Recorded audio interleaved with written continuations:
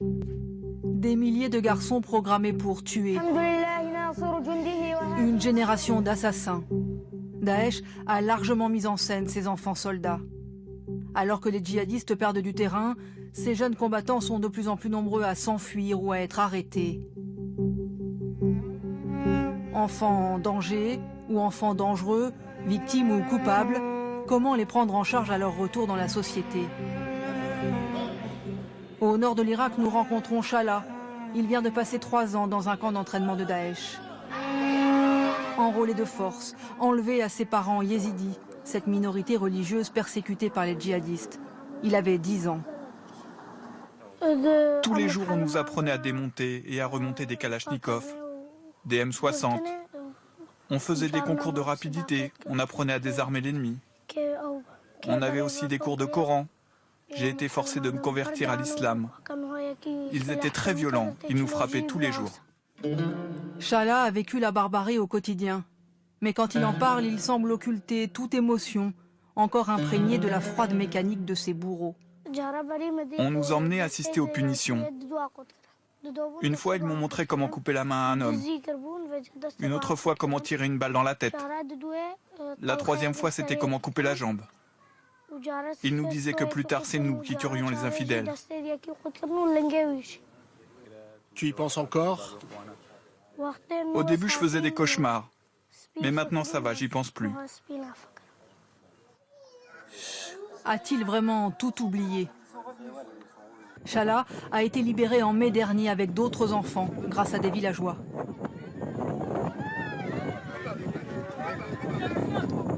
Le voici rendu à son père et à ses proches.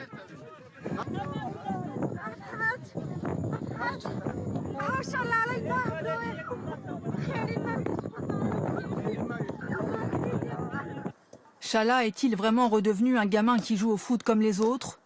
Ou est-il une bombe à retardement? C'est l'inconnu qui obsède les autorités kurdes et irakiennes. Lui est en liberté parce qu'il a été forcé à combattre. Les autres, ceux qui ont rejoint les djihadistes volontairement, sont incarcérés dans cette prison pour enfants au Kurdistan irakien. Nous avons exceptionnellement été autorisés à y filmer. Une prison convertie en centre de désendoctrinement pour 135 anciens soldats âgés de 11 à 17 ans. Aujourd'hui, les 2/3 des mineurs incarcérés dans cette prison sont d'anciennes recrues de Daesh. Pour les autorités kurdes, il a fallu s'adapter très rapidement et mettre en place notamment des programmes de réinsertion spécifiques. Première étape, rendez-vous chez le psychologue. Voici Ahmed, enfant d'une famille modeste. À 12 ans, il a été recruté à la sortie de l'école par les djihadistes. Ils lui ont promis une moto. Dès le début, j'ai suivi la formation aux armes. On nous donnait des pilules tous les 5 ou 6 jours. Moi, ça me rendait fou, j'étais à leurs ordres. Je pensais vraiment que tous ceux qui n'appartenaient pas à Daesh étaient nos ennemis. Quand je combattais, j'en voulais au monde entier. Drogué pour développer un sentiment de toute puissance, Ahmed apprend aujourd'hui à retrouver son propre jugement. Ma mère est venue plusieurs fois au camp. Elle pleurait, me suppliait de rentrer à la maison. Elle me disait que tout ça, c'était de la propagande. Mais mon instructeur m'a dit qu'elle était une mécréante, que ma famille, c'était seulement Daesh, et je l'ai cru. Je suis resté. Ahmed a-t-il tué? Il ne le dit pas. D'autres dans cette prison ont avoué avoir commis des crimes sur ordre de Daesh. Deuxième étape de la reconstruction, renouer les liens avec l'entourage. Ces jours de parloir, seule sa sœur Shaima lui rend visite de temps en temps. Beaucoup de ses proches ne lui ont pas pardonné. Je me demande combien de temps je vais rester enfermé ici. T'inquiète pas, ça va bien se passer. J'ai pas peur, mais je suis vraiment désolé de vous avoir causé tant de soucis. Un geste tendre. Un baiser. Ahmed retrouve tout doucement ici l'humanité qu'il avait appris à annihiler. Il est bien traité ici. Il réfléchit sur ce qu'il a fait. Il apprend. Je le trouve plus mature. Il affirme qu'il a quitté Daesh pour sauver les siens. Un jour, j'ai regardé dans l'ordinateur de mon chef et j'ai vu qu'il y avait une liste de 6400 noms. Des gens que Daesh voulait tuer. Il y avait mon frère et mon cousin dans la liste. J'ai cassé l'ordinateur. Ils m'ont condamné à mort. Je me suis enfui et je me suis rendu. Sous la surveillance des gardiens, l'autre priorité, c'est la réinsertion professionnelle, essentielle. Les prisonniers suivent des formations variées.